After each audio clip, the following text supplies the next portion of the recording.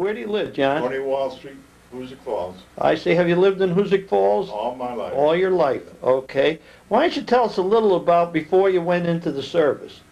Well, before I went into the service, I worked at Noble Woods Machine Company for a short while, and then from there I went to work at the Waterfleet Arsenal. And I worked at the Waterfleet Arsenal till I was put into classification A for the draft. So I didn't want to go into the Army, so I just went over to the recruiting office over in Albany to see if I could join the Navy. I went over there and happened to be a chief over there by the name of Sullivan, his name was. And he also was on the draft board here in Hoosick Falls. So I told him I wanted to do it, and he said, where do you work? And I said, the Arsenal. He says, oh, but I can't take you. I said, why? He says, because you work in the Arsenal, it's a defense job, I can't do it. I said, well, you just got through classifying me in 1A. I was subject to the draft. So he said, well, you have to get a discharge from your colonel that's over at the Arsenal. So I'm back and I was muttering, so I was working a night shift at the Arsenal. I talked to my superintendent there. He said, you want to go to the Navy? I said, yeah. You go upstairs and at 8 o'clock and tell them you're resigning from the Arsenal. So they got to take a resignation as long as you're going to go in the service. So I did that. So I went back and I went back over to the recruit office and he says, well, in that case, yes. We'll take it. So I did. That was in October of 42. So I went in the Navy. Well, before that, did you go to St. Mary's or Academy? Oh, I went to St. Mary's Academy. And you graduated and you went to school there? Yeah. Okay. I went to school at St. Mary's. And in fact, I graduated in 1936, but at that time we were the biggest class out of St. Mary's. And all right, so now, I'm sorry I interrupted you, but I want you to go back. Now you went back to the enlisted, in the Navy. Went back and enlisted, it was in October, I think it was the 15th of October, 1942. And there was another guy from Hoosick Falls, it was Sonny, father was an electrician. I can't think of his name. Well, that's there was two of us from Hoosick Falls. We were the first company into Sampson at that time, because Sampson just opened. Oh. And went there for 12 weeks. And after that, I was assigned to a Machinist Mate school out in Great Lakes, Illinois. I had 16 weeks out there. And from there I graduated, and I had pretty good honors, because I graduated as second-class machinist up from the school. And then I was assigned to optical school in Norfolk Navy Yard. And that's actually was over in Plymouth, which is across the, I think it's the Charles River down there, across the river, right in the Navy Yard. They had a big optical shop there, and that's where there was about 14 of us were going to school there to learn about optics and guns, gun sight telescopes, anything that optical that the Navy used, we would repair them and do things like that, clean them. So I went through there and got through with that, and then I was assigned to the repair ship, the USS Markab, which is AD-21. It's a destroyer tender, which has a series or a squadron of destroyers assigned to it that they service. They supply them with water, fuel, food, do any repairs that has to be done, which can be done out. We're just a big floating machine shop. That's what it actually was. I see. And we had I think there was 900 people aboard that ship. It was quite a large ship.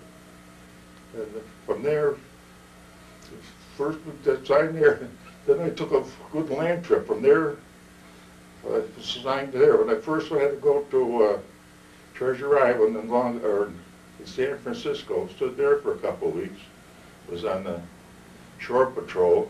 Then he assigned me up to Bremerton, Washington, up to the Navy Yard up there. I was up there for a couple of weeks. And then I caught a transport up to the Aleutians, where I went aboard my ship, the AD-21 Markab. That was right in Adak, one of the Aleutian Islands. Boy, that was a desolate place. I wouldn't want anybody to be stationed there. Well, anyway, I went aboard ship. It was exactly on Christmas Eve. In '43, I went aboard the Markab. From there, we come back to the States. I was only aboard ship, I think, about a month, no, about 2 months. It was in February. We come back to the States when it went through an awful storm and had to do a lot of repair work. And while I was in San Francisco, I got a notice from the Red Cross that my mother had a severe stroke.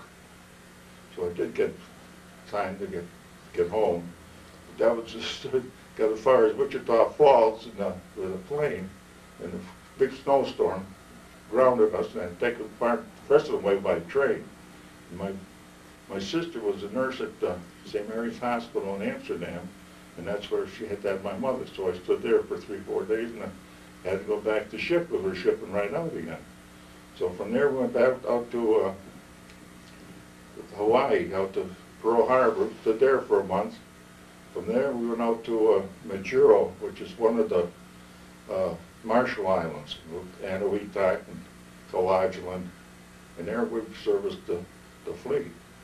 And while we were there, I remember that the big fleet came in with transports, and that was the time that the company from here were going over to Saipan and yeah, the 105th. Yeah. And from there, we went on to the Caroline Islands, to Leyte. It's there for 2 or 3 months. And from there, we got ready there to service the ship. They were going to invade the Philippines. So from there, we went into the Philippines after they were invaded, and went into Leyte Gulf, right there at Luzon and Samar. We were there till the war ended. But while we were there, I met two old buddies from Hoosick Falls. One was Frank Driscoll. He came aboard the ship at the middle of the night to get all this gear that they were shipping out, because that was what they were going into. Their ship was going to attack Okinawa. And later on, after the war ended, just a few days before that, the war ended, Jim Casey from aboard ship. He were from aboard to go to church, to go have Catholic Mass aboard our ship. But we got together, we never did get the Mass that day. Anyway, that was, after that, the war ended.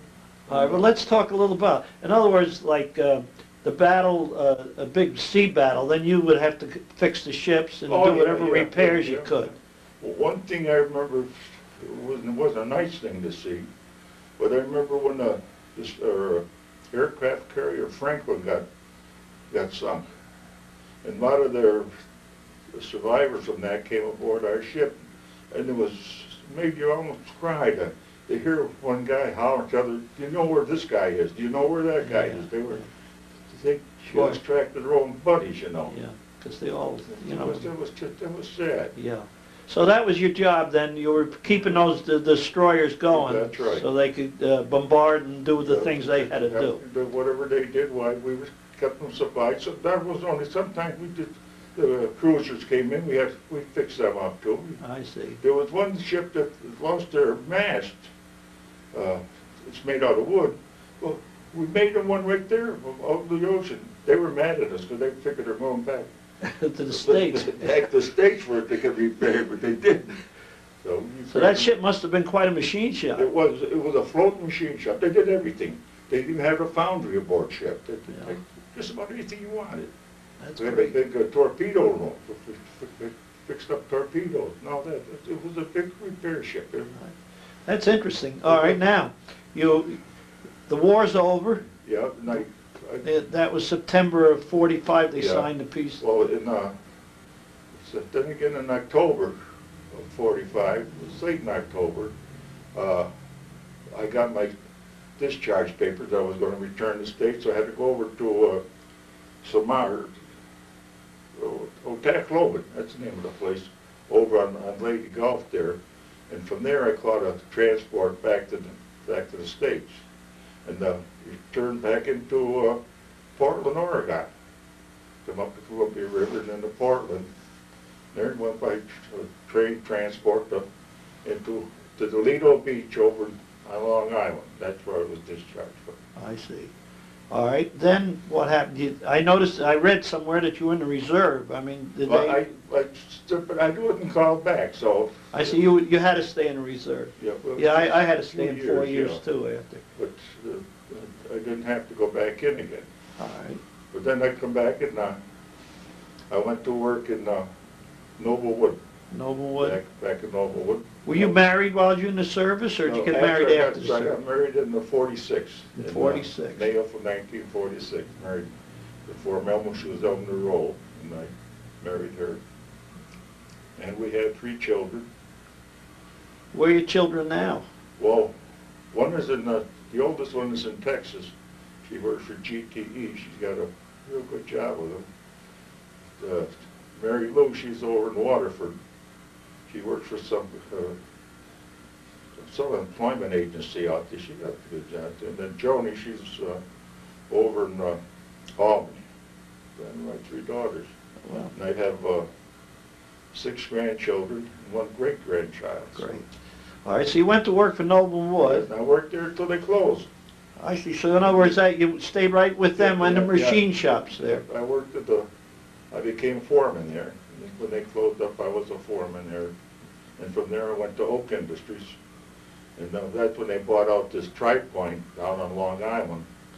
And the 3 of us went down there to learn how to machine Teflon. Because that's what that Tri-Point did. They worked with Teflon.